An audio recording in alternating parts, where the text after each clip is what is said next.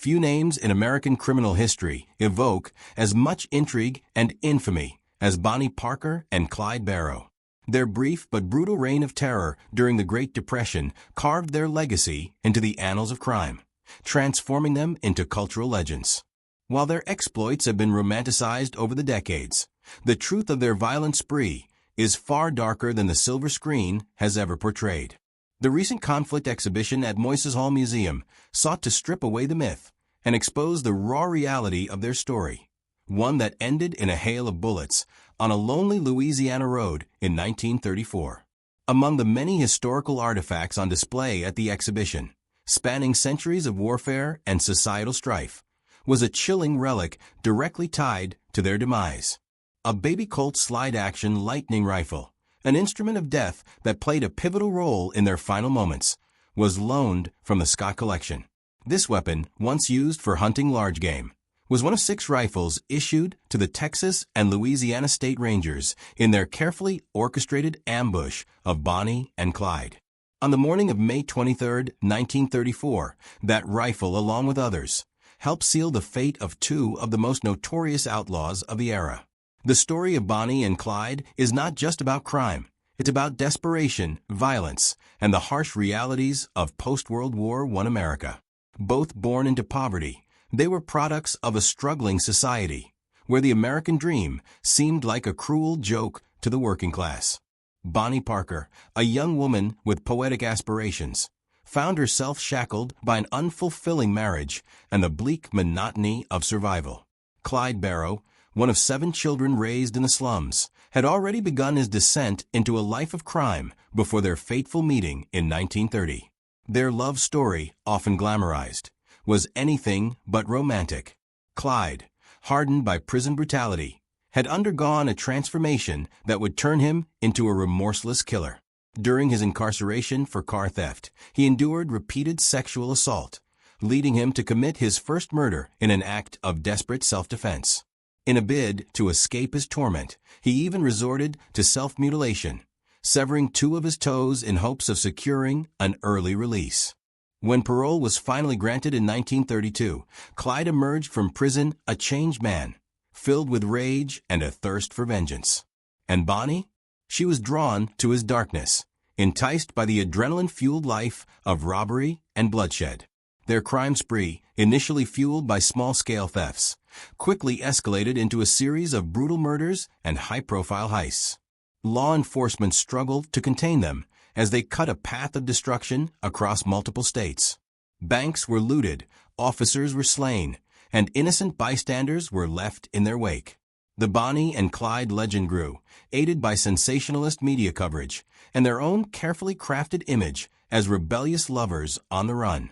Yet beneath the carefully posed photographs and the tales of outlaw romance, their reality was one of fear, paranoia, and relentless pursuit. By the time authorities decided that conventional justice would not be enough, Clyde Barrow had amassed 16 active warrants, 4 of them for murder, spanning across 4 different states. He had become an unstoppable force, a man who would rather die than face another prison cell. And Bonnie, forever at his side, was just as committed to their path, whether by loyalty, love, or sheer fatalism. The end was inevitable. The law would not let them slip away again. And so, in a carefully planned operation, officers prepared to end their rampage with unsanctioned lethal force. The Bonnie and Clyde manhunt would soon come to a violent, unforgettable conclusion. By 1934, Bonnie and Clyde had become America's most wanted criminals, leaving a trail of bloodshed and lawlessness in their wake. Their ability to evade capture for years had turned them into legends, but the relentless pursuit by law enforcement was finally closing in. The decision was made that they would not be taken alive. Texas Ranger Frank Hamer, a hardened lawman with years of experience hunting outlaws, was given the task of eliminating them once and for all. With the help of officers from Texas and Louisiana, he meticulously studied Clyde's movements, anticipating where they would next appear. On the early morning of May 23, 1934, Hamer and his posse of 6 officers lay in wait along a remote stretch of road near Gibbsland, Louisiana. They had carefully chosen their ambush spot, a secluded area with little traffic, ensuring that Bonnie and Clyde would have no chance of escape. The officers, armed with shotguns, Colt automatic rifles, and powerful baby Colt lightning rifles, knew they had to strike with overwhelming force to bring down the notorious outlaws. As Clyde's Ford the Fifth 8 approached, the posse signaled for him to stop. But Clyde, ever the fugitive, had no intention of surrendering. Before he could react, the officers unleashed a barrage of gunfire. The sound of bullets tearing through the air was deafening. Automatic rifles spat out rounds at an alarming rate, shattering the car's windows and piercing its steel frame. Shotgun blasts tore into the vehicle, ensuring there was no chance of survival. Clyde was struck first. A single bullet to the head ended his life instantly, his foot still pressing down on the accelerator as the car lurched forward. Bonnie, trapped beside him, let out a scream as bullets ripped through her body. There was no escape. Within seconds, the infamous duo was riddled with over 100 bullets. The relentless gunfire continued even after the car had skidded to a halt in a ditch. The officers weren't taking any chances. They approached the vehicle cautiously, their weapons still aimed, prepared for any sign of movement. But there was none. Bonnie and Clyde were dead. The once feared outlaws, who had terrorized multiple states, lay lifeless amid shattered glass and torn metal. When the gunfire ceased, the officers cautiously examined the bullet-riddled car. The bodies inside were so mutilated that they were almost unrecognizable. Clyde, the cold-blooded killer who had evaded justice for so long, lay motionless with multiple gunshot wounds, his head nearly destroyed by the first fatal shot. Bonnie, his devoted partner, bore the marks of a brutal execution, her body riddled with bullets, her once vibrant face marred by shattered glass and metal fragments. The lawmen had ensured there would be no return for the deadly duo. News of Bonnie and Clyde's deaths spread like wildfire. Crowds gathered at the scene, desperate for a glimpse of the notorious criminals. Some even attempted to cut off locks of their hair or steal pieces of their blood-stained clothing as macabre souvenirs. The bodies were later transported to a nearby funeral home, where thousands of onlookers came to witness the remains of America's most infamous criminal couple. The impact of Bonnie and Clyde's deaths was immediate and far-reaching. While some saw them as ruthless killers who deserved their fate, others romanticized their story, portraying them as tragic figures in a broken society. The media, already obsessed with their exploits, sensationalized their demise, further cementing their legend. Their bullet-ridden Ford the Fifth 8 became an infamous relic, now displayed at Prim Valley Resort and Casino in Nevada, a grim testament to the firepower that ended their lives. Despite their violent end, Bonnie and Clyde's legacy continues to captivate the public. Movies, books, and songs have immortalized their story, often blurring the lines between fact and fiction. The 1967 film Bonnie and Clyde, starring Warren Beatty and Faye Dunaway, played a significant role in reshaping their image, painting them as tragic antiheroes rather than ruthless criminals. Yet, the reality remains. They were dangerous fugitives whose reign of terror resulted in the deaths of law enforcement officers and innocent civilians alike. For those who seek to explore their final chapter, their graves lie side by side in Western Heights Cemetery in Dallas, Texas. Visitors continue to pay their respects, some drawn by morbid curiosity, others by a fascination with the myth that surrounds them. The tale of Bonnie and Clyde is just one of many that reveal the dark underbelly of crime history. Their story, though often romanticized, serves as a grim reminder of the cost of a life lived outside the law. They believed they were unstoppable, but in the end, they were met with the full force of justice. If you're fascinated by the real stories behind the world's most notorious criminals, subscribe to Inside the Secret World of Mafia Titans. Dive deep into the untold truths, the conspiracies, and the shocking realities of organized crime. Don't miss out. Hit that subscribe button now and uncover the secrets that history tried to bury. In the annals of American criminal history, few figures have sparked as much intrigue and controversy as Ma Barker. J. Edgar Hoover's declaration of her as the most vicious, dangerous, and resourceful criminal brain of the last decade painted a portrait of a criminal mastermind that would captivate the public imagination for generations. Yet beneath this sensational characterization lies a complex narrative that challenges our understanding of her true role in one of America's most notorious criminal enterprises. Was she truly the calculating matriarch of a criminal empire, or merely a convenient scapegoat for the FBI's narrative? The story begins in the modest setting of Ash Grove, Missouri, where Arizona Clark entered the world in 1873. Born to Scotch-Irish farming parents, her early years seemed unremarkable, characterized by the typical rhythms of rural American life. However, a fascinating detail from her childhood would later take on almost mythological significance. Young Arizona reportedly witnessed the legendary outlaw Jesse James passing through their town. This encounter, whether fact or embellished folklore, would later be seen as an almost prophetic moment, foreshadowing the outlaw legacy that would define her family's future.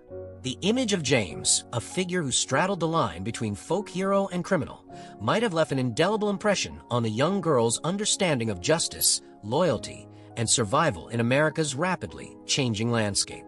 The trajectory of Arizona Clark's life took a significant turn in 1892 when she married George Barker, marking the beginning of a new chapter that would be defined by constant struggle and hardship.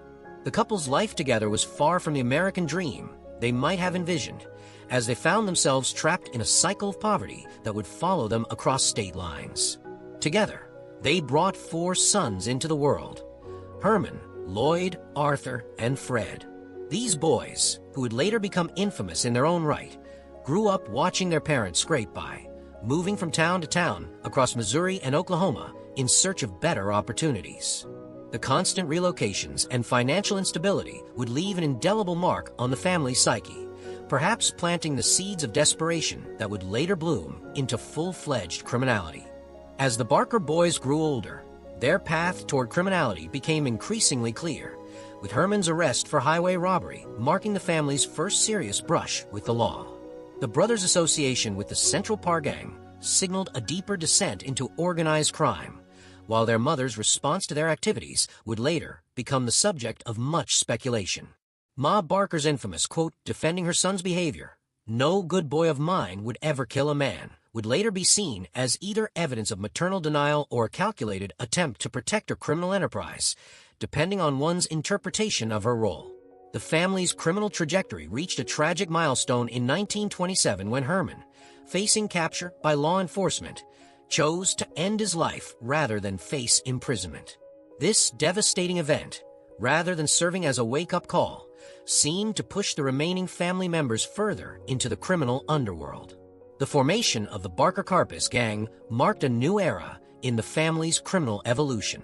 When Fred Barker was paroled in 1931, he joined forces with Alvin Karpis, creating what would become one of the most notorious criminal partnerships of the Depression era. The humble beginnings of their operation, centered around Ma Barker's modest shack, belied the sophistication and violence that would come to characterize their criminal activities. The murder of Sheriff C. Roy Kelly served as a brutal announcement of the gang's willingness to use deadly force, cementing their reputation in the criminal underworld and drawing the attention of federal law enforcement. This period marked the transition from small-time criminals to organized outlaws, with the gang's activities becoming increasingly bold and sophisticated. The transformation of the Barker family from struggling farmers to notorious criminals paralleled the broader social upheavals of the early 20th century. As America grappled with economic hardship and social change, the line between survival and criminality became increasingly blurred for many. The Barker Karpis gang emerged during a time when bank robbers could sometimes find sympathy among a public that had grown distrustful of financial institutions in the wake of the Great Depression. Whether Ma Barker was an active participant in planning these crimes or simply a mother unable or unwilling to stop her son's descent into violence remains a subject of historical debate, but the impact of their activities on American criminal history is undeniable. The Barker Karpis gang reached the height of their infamy in the early 1930s, carrying out crimes that shocked the nation and demonstrated their audacity. Among the most notorious were the high-profile kidnappings that marked a dangerous escalation in their criminal repertoire. By this time, the gang had established a stronghold in St. Paul, Minnesota, a city with a well-earned reputation for shielding criminals. The corrupt protection of Police Chief Thomas Brown allowed gangs to operate with near impunity as long as they agreed to stay out of local politics and share a portion of their ill-gotten gains. This permissive environment became the perfect breeding ground for the Barker Karpus gang's increasingly bold activities. Their first significant kidnapping occurred in June 1933 when the gang abducted William Ham, a wealthy brewer and heir to the Ham's brewery fortune. Using precision planning, the gang intercepted Ham while he was walking near his office in broad daylight. They blindfolded him and transported him to a secluded hideout, where he was held for several days. The Barker Karpus gang demanded $100,000 in ransom, a staggering amount for the time. Ham's family paid the ransom, and he was released unharmed, though deeply shaken. This crime not only brought immense financial gain to the gang, but also elevated her profile as one of the most dangerous criminal enterprises in the Midwest. Buoyed by the success of the Ham kidnapping, the gang set their sights on an even more lucrative target. In January 1934, they abducted Edward Bremer, a prominent banker with ties to influential political figures, including President Franklin D. Roosevelt. The kidnapping of Bremer was a far more calculated and ambitious operation. The gang stalked their target for weeks, learning his daily routines and identifying the ideal moment to strike. On the day of the abduction, Bremer was forced from his car and into the custody of the gang. Like Ham, he was taken to an undisclosed location and held for ransom. However, the stakes were significantly higher in this case. The Barker Karpus gang demanded $200,000, a sum that required delicate negotiations and substantial effort from Bremer's family to gather. Once the ransom was paid, Bremer was released, physically unharmed but deeply traumatized by his ordeal. These kidnappings were widely publicized, drawing national attention and increasing pressure on law enforcement to capture the gang. What the Barker Karpus gang failed to anticipate, however, was how these crimes would ultimately lead to their downfall. The FBI, under the leadership of J. Edgar Hoover, had begun employing advanced forensic methods, including fingerprint analysis, to track the perpetrators. In the Ham case, the Bureau made a groundbreaking discovery. They identified a latent fingerprint on a ransom note that could be traced back to the gang. This innovation marked a turning point in law enforcement's ability to combat organized crime and placed the Barker Karpus gang under relentless scrutiny. The growing heat forced the gang to flee St. Paul, scattering to various hideouts in an attempt to evade capture. But their movements were being carefully tracked by federal agents. The walls began to close in on the gang in January 1935 when Arthur Barker was apprehended in Chicago. During his arrest, authorities discovered a map that pinpointed a secluded house in Ocklawaha, Florida.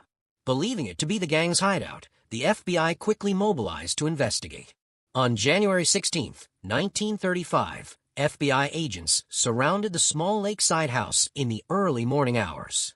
Inside were Ma Barker and her son Fred, who had been using the property as a temporary refuge. The agents called for the occupants to surrender, but the response was a barrage of gunfire. Thus began one of the most infamous shootouts in FBI history, lasting more than 4 hours. Armed with submachine guns and rifles, Fred Barker fiercely resisted the agents' advance, while Ma reportedly provided support. The sound of gunfire echoed across the lake, drawing a crowd of onlookers who gathered to witness the spectacle. When the smoke finally cleared, both Ma and Fred Barker were dead. Ma was found clutching a submachine gun, though there is debate about whether she had actively fired it. Fred's body was riddled with bullet wounds, a testament to the ferocity of the firefight. Inside the house, agents discovered an arsenal of weapons, including submachine guns, pistols, and rifles, as well as a significant cache of ammunition. The sheer volume of firepower recovered suggested the gang had been prepared for a prolonged standoff. In the aftermath of the shootout, the FBI publicly displayed the bodies of Ma and Fred Barker to confirm their deaths and assert the agency's victory over one of the most feared criminal gangs of the era. This macabre display drew significant attention, but it also sparked controversy over the role Ma Barker had played in the gang's operations. J. Edgar Hoover wasted no time in shaping the narrative. In a statement to the press, he described Ma Barker as the most vicious, dangerous, and resourceful criminal brain of the last decade. This characterization painted her as the mastermind behind the Barker-Karpis gang, a calculating matriarch who orchestrated their crimes and commanded their loyalty. Hoover's portrayal served to justify the FBI's aggressive actions and solidify its reputation as the nation's premier crime-fighting organization. However, this version of events was not universally accepted. Alvin Karpis, the gang's surviving leader, offered a starkly different perspective in his later years. In his autobiography, Karpis dismissed the idea of Ma Barker as a criminal mastermind, calling it the most ridiculous story in the annals of crime. He described her as a devoted but naive mother who provided shelter and cooked meals for her sons and their accomplices. According to Karpis, Ma had no involvement in planning or executing the gang's crimes, and the image of her as a ruthless leader was a fabrication designed to sensationalize the story. The truth likely lies somewhere in between these conflicting accounts. While there is little evidence to suggest that Ma Barker played a direct role in the gang's criminal operations, her unwavering loyalty to her sons and her willingness to shield them from law enforcement made her complicit to some degree. Her life and death became the subject of intense public fascination, with her story being retold and reimagined in books, films, and television shows. Hollywood, in particular, seized upon the myth of Ma Barker, transforming her into a larger-than-life figure. Films such as Ma Barker's Killer Brood, 1960, and Bloody Mama, 1970, portrayed her as a fearsome matriarch who ruled her gang with an iron fist. These depictions blurred the lines between historical accuracy and artistic license, embedding the myth of Ma Barker into popular culture. Whether celebrated or vilified, these portrayals ensure her place in the pantheon of American outlaws. As the years have passed, the legend of Ma Barker has continued to captivate audiences, raising enduring questions about her true nature. Was she a devoted mother caught in the web of her son's criminal activities? Or was she a willing accomplice and enabler? How much of her story is rooted in fact, and how much is the product of sensationalism and propaganda? These questions remain unanswered, leaving Ma Barker as one of the most enigmatic figures in American crime history. If you've been fascinated by the story of Ma Barker and the Barker-Karpis gang, there's so much more to uncover. Dive deeper into the lives of history's most notorious outlaws and explore the truth behind their legends. Don't forget to like, share, and subscribe for more riveting tales from the shadowy corners of history. In the shadows of North London, there's a name that's spoken only in whispers. A name that doesn't appear in schoolbooks or newspapers unless blood is spilled or bodies vanish. The Addams family. No, not the ghoulish sitcom clan snapping fingers in unison, but a real syndicate of ruthless brothers who built a criminal empire so efficient, so feared, that even seasoned gangsters knew to keep their distance. This wasn't fiction. This wasn't cinema. This was Islington. And what they created was arguably the most dangerous and sophisticated crime Syndicate Britain has ever seen. The streets they walked were paved in fear. Their empire was sculpted with intimidation, silence, and surgical violence. And those who crossed them, they didn't get second chances. It all began with Terry Addams, born into a large Irish family in Barnsbury, Islington. The eldest of 11 children, Terry was calculating, calm, and always thinking 10 moves ahead. Alongside him were his two younger brothers, Tommy, with the financial flair and a reckless edge, and Patrick, better known as Patsy, a firecracker of violence and unpredictability. Together, they weren't just another gang, they were a system, a machine, a shadow state operating beneath London's surface. They started with the small stuff: market extortion, protection rackets, a few broken bones, some heavy whispers. But in the underworld, ambition is as addictive as power. The Addams brothers didn't want turf. They wanted domination. By the 1980s, they'd formed the Clerkenwell Crime Syndicate. On the streets, they were simply called the A-Team, a brand that inspired loyalty dread, and silence. Their network expanded like veins across London. Drugs, stolen goods, gold, firearms, information. Every asset that mattered in the criminal ecosystem flowed through them. And their rules were terrifyingly simple. If you were in, you were protected. If you were out, you were over. One man who walked their world, let's call him Billy, spent a decade inside the machine. He describes a chilling moment inside R.A. Ras, a club owned by the family. A man walks in. One of the brothers glances up, nods, and mutters, "That one. He's got to go. No shouting, no threat, no drama." Later that night, the man is stabbed to death on a quiet detour home. Efficient, unemotional, final. That was the signature of the Addams family. They didn't grandstand. They didn't pose. They executed, literally. And their power? It didn't just come from blood and muscle. It came from brains. Terry ran the syndicate like a Fortune 500 company. Meetings were held at his £2 million mansion in Mill Hill, complete with a chandelier-lit dining room turned boardroom. Operations were streamlined. Drugs came in bulk. Stolen lorries full of cigarettes and booze were redirected and monetized with ruthless precision. Billy once said it best. We were like a multinational PLC with a body count. And they didn't just control supply, they controlled demand. Other criminal crews would come to the Addams brothers for help moving weight. Why? Because the Addams syndicate had the contacts, the infrastructure, and the untouchable reputation to make things disappear and reappear, often as stacks of laundered cash. But make no mistake, beneath the business suits and smart cars was a core of violence that would make most street thugs shrink. When financier David McKenzie crossed the family, he didn't just get a warning. He got a bloodbath. Inside the home of Terry's brother-in-law, enforcer Christopher McCormick took McKenzie apart. Slashes. Blunt trauma. By the time Billy walked in, McKenzie's ear and nose were hanging off. There was blood on the walls, on McCormick's jacket, on the floor. And yet, somehow, in a court of law, McCormick walked free. Evidence meant nothing. Fear bent logic. Witnesses forgot. Juries hesitated. Even justice seemed to flinch at the Addams name. In 2007, Terry Addams was sentenced to 7 years for laundering £1 million, a fraction of his estimated £100 million fortune, but enough to finally break the illusion of total immunity. Tommy Addams followed in 2017, sentenced to 7 years for money laundering.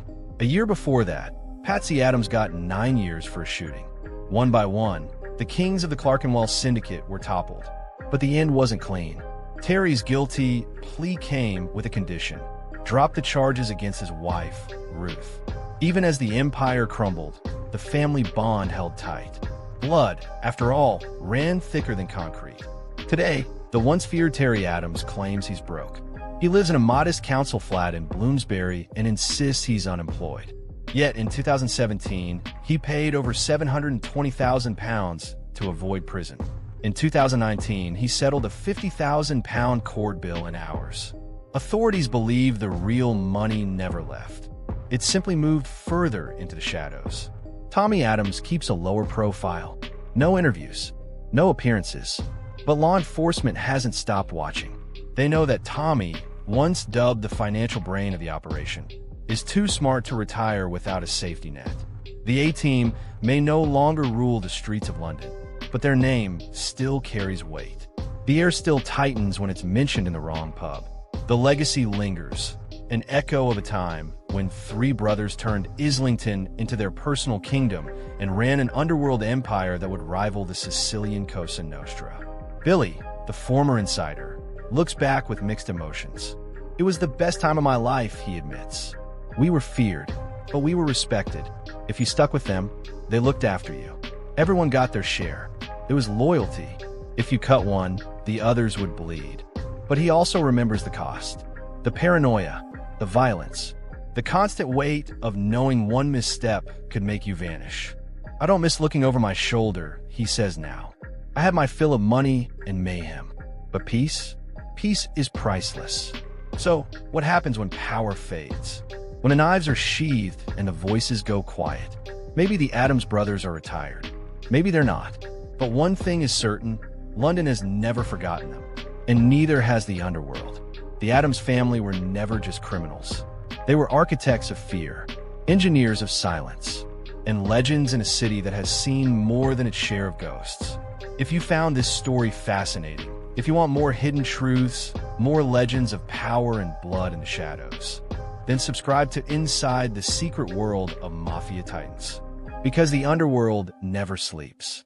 And we're just getting started. Beneath the tailored suits and slick back hair was a man with ice in his veins and ambition carved in stone. John Gotti didn't just want to be a mob boss. He wanted to be a king. And in his kingdom, loyalty was currency, power was everything, and brutality was simply part of doing business.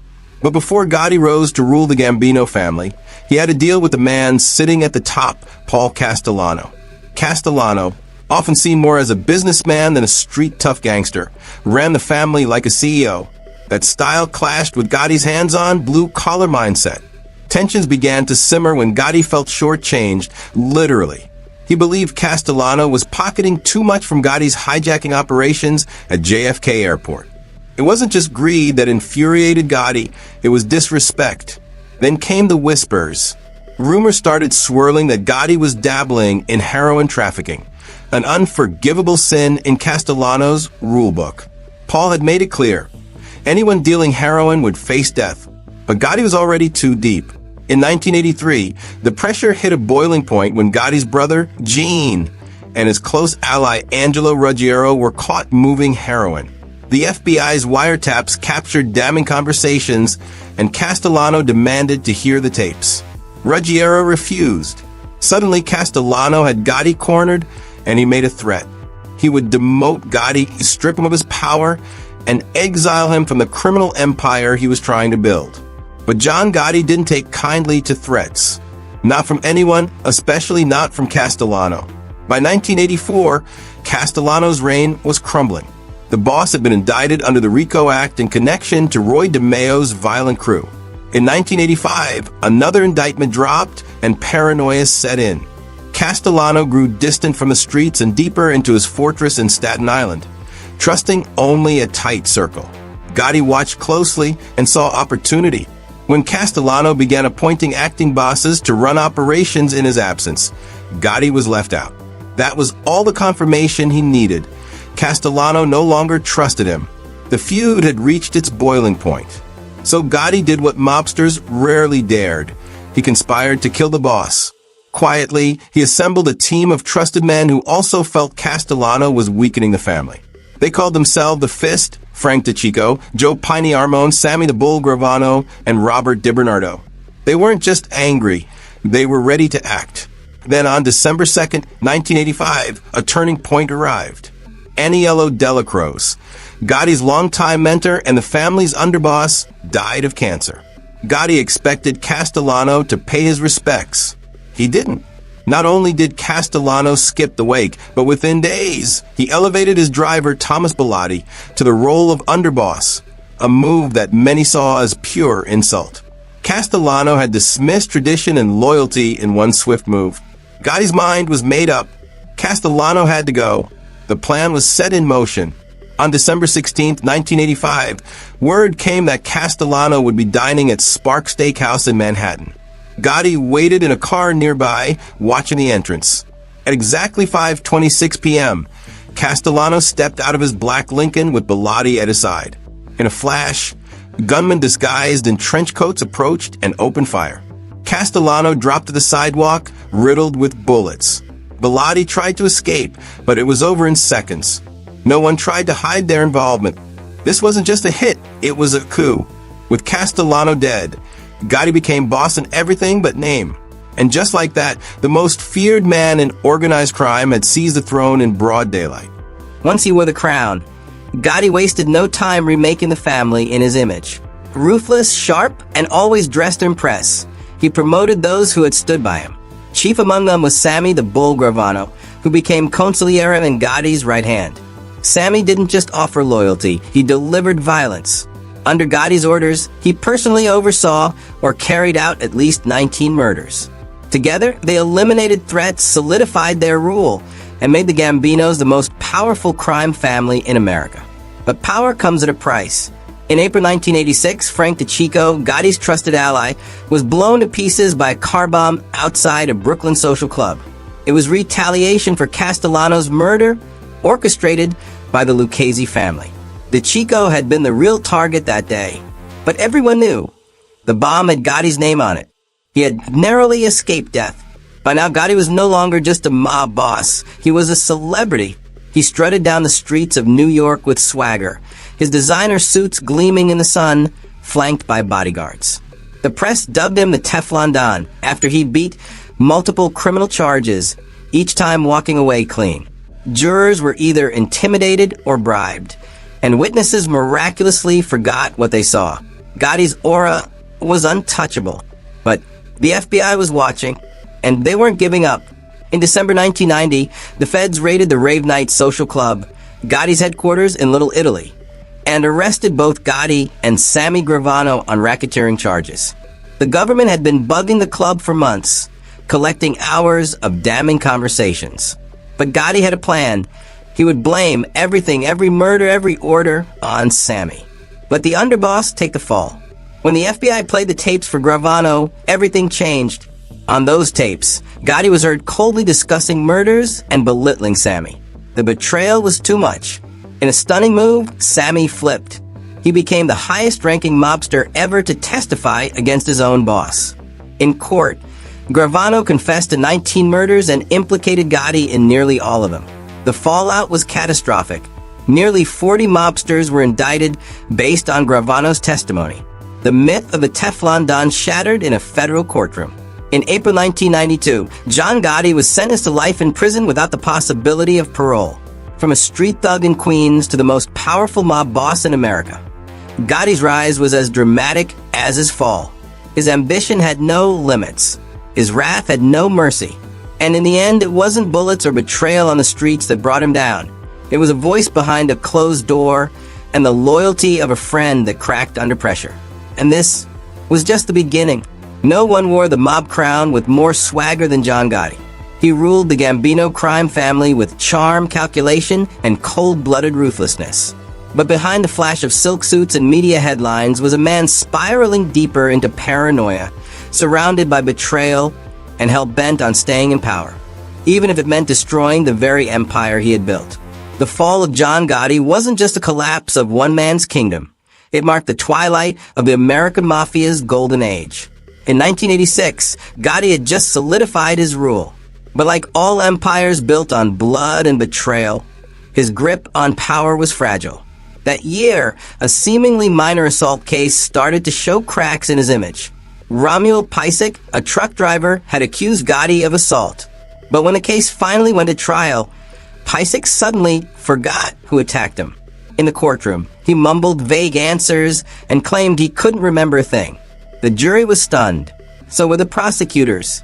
It didn't take a genius to see what had happened. Someone got to the witness. Someone made sure that Teflon Don would once again walk away untouched. But just days after that courtroom victory, Gotti's world nearly exploded, literally. On April 13, 1986, his underboss Frank DeCicco was killed in a car bomb outside a Brooklyn social club. The target had been Gotti, but a last-minute change in plans meant DeCicco took the hit instead. The Lucchese family had struck back for Castellano's murder. It was a brutal reminder that Gotti's enemies hadn't forgotten, and they never forgave. Even from behind bars, Gotti didn't slow down.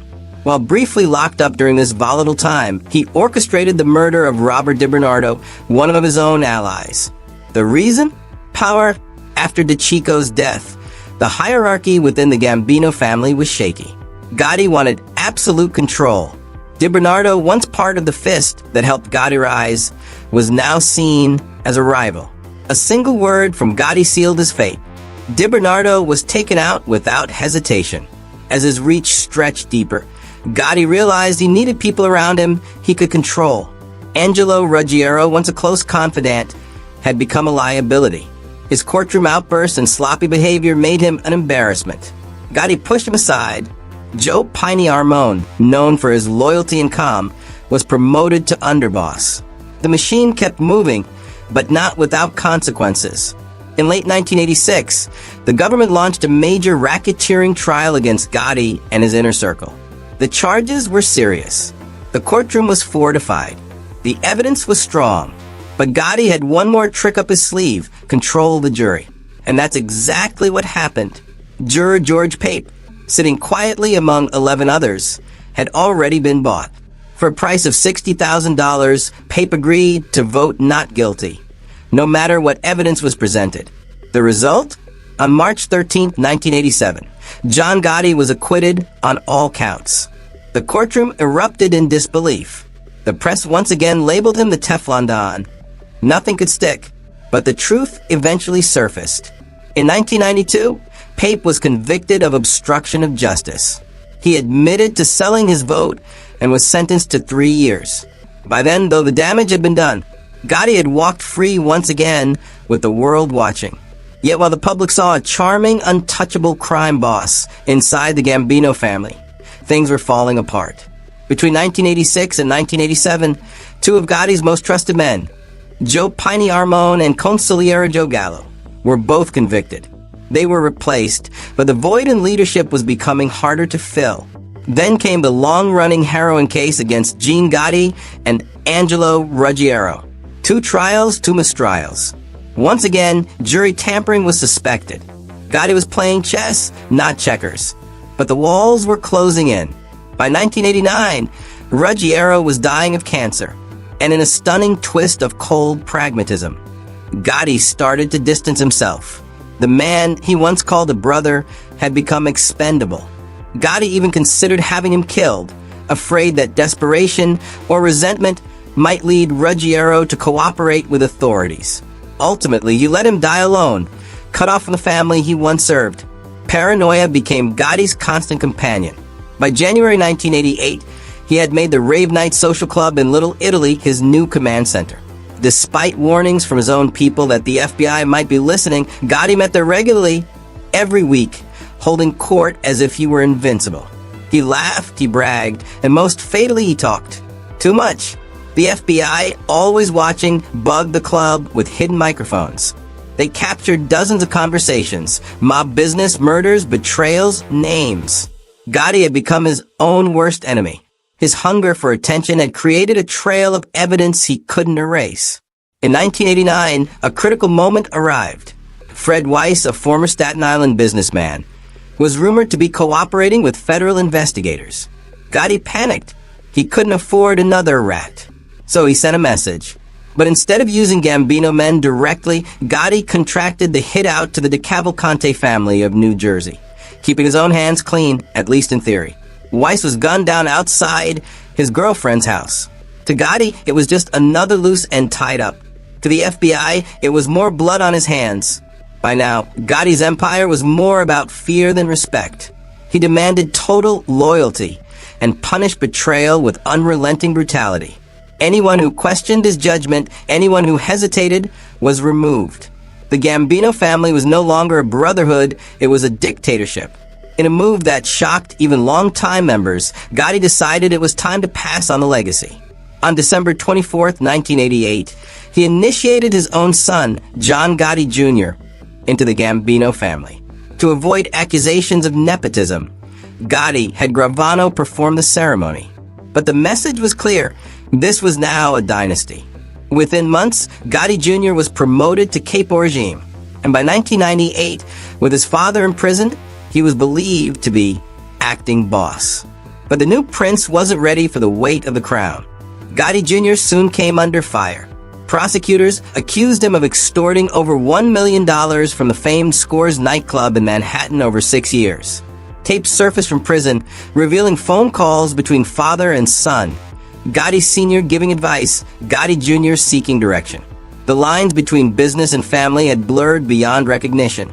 Then, in a moment that shattered the illusion of family unity, Gotti Jr. pleaded guilty in 1999. He admitted to racketeering, extortion, and bribery against his father's advice. When his mother learned the full extent of his involvement, the betrayal cut deep. The house of Gotti was collapsing from the inside.